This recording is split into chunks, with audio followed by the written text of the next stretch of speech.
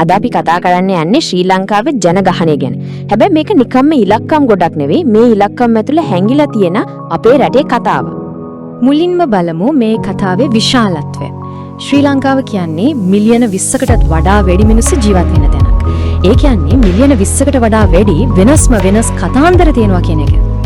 හරි. හරියටම කිව්වොත් 2009 ජනසංගණනයට අනුව අපේ ජනගහනය මිලියන 20.2ක්. මේ තමයි අපේ කතාව පටන් ගන්න බේස් ලයින් එක. හැබැයි මෙන්න මෙතන තමයි කතාවේ නියමම හැරුම තියෙන්නේ. බැලුමට මේක නිකන්ම ඉලක්කමක් වගේ පෙනුනට මේ 0.8% කියන්නේ මුළු දකුණු ආසියාවෙම තියෙන අඩුම ජනගහන වර්ධන වේගය. ඉතින් ඇයි ඒක එච්චරටම වැදගත් වෙන්නේ? හරි, එහෙනම් අපි මේ කතාවේ මුලටම යමු. කාලයත් එක්ක අපේ ජනගහනය වෙනස් වුණේ කොහොමද කියලා මුලින්ම හොයලා බලමු. දැන් මේක බලන්න 1870කදී ඒ කියන්නේ ගොඩක් ඉස්සරහා අපේ ජනගහනය තිබිලා තියෙන්නේ මිලියන 2.4යි. එතන ඉඳන් හිමින් වැඩි වෙලා 1946න් පස්සේ තමයි නියම පිම්මක් පනින්නේ. බලන්න 1953 වෙද්දී වර්ධන වේගය 2.8% දක්වා ඉහළ යනවා. ඒක ලොකු වේගයක්.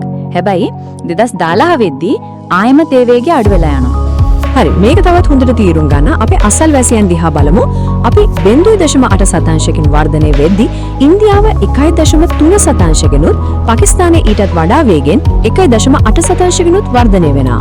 දැන් පේනව නේද? අපි කලාපේ කොච්චර වෙනස් තැනකද ඉන්නේ කියලා. හොඳයි. ජනගහන වර්ධනය ගැන කතා කළානේ. දැන් බලමු මේ මිලියන 20කට වැඩි ජනගහනය රටේ කොහොමද පැතිරිලා ඉන්නේ කියලා.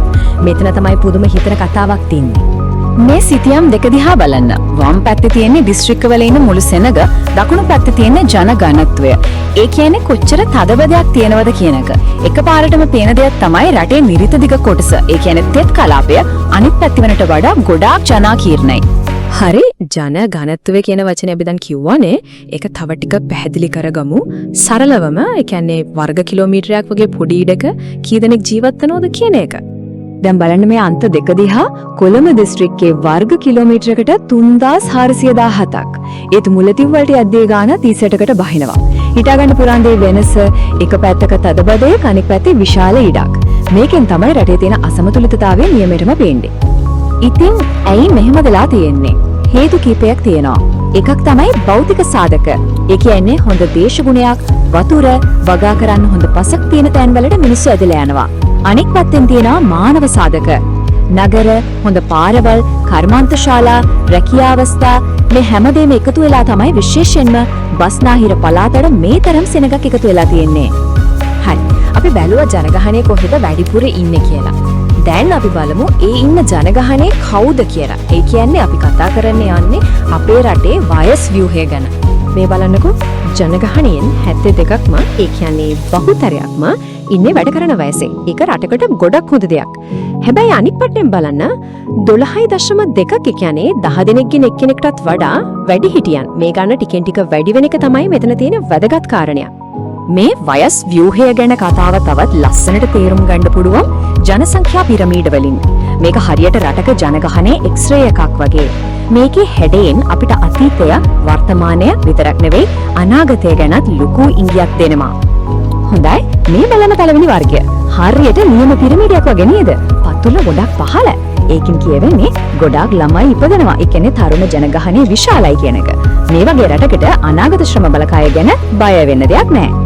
දෙවැනි වර්ගය ටිකක් වෙනස්. දැන් පතුල කලින් එකට වඩා ටිකක් පටු වෙලා.